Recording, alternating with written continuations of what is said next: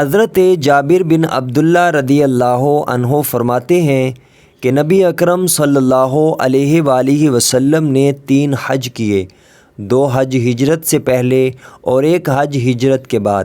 اس کے ساتھ آپ صلی اللہ علیہ وآلہ وسلم نے عمرہ بھی ادا کیا اور 63 اونٹ ہدیہ کے طور پر ساتھ لے گئے، اور باقی اونٹ یمن سے حضرت علی رضی اللہ عنہ لے کر آئے۔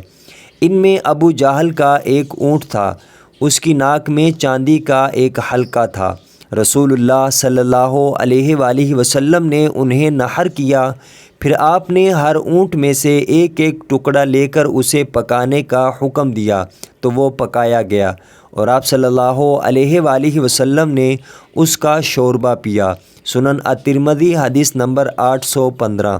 حضرت عبداللہ بن مسعود رضی اللہ عنہ فرماتے ہیں کہ رسول اللہ صلی اللہ علیہ وآلہ وسلم نے فرمایا، حج اور عمرہ ایک کے بعد دوسرے کو ادا کرو، اس لیے کہ یہ دونوں فقر اور گناہوں کو اس طرح مٹا دیتے ہیں جیسے بٹھی لوہے، سونے اور چاندی کے میل کو مٹا دیتی ہے، اور حج مبرور کا بدلہ صرف جنت ہے۔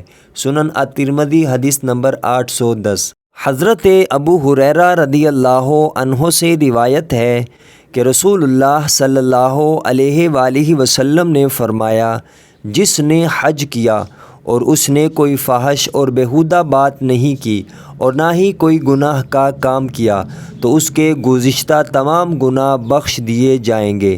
سنن الترمذی حدیث نمبر 811۔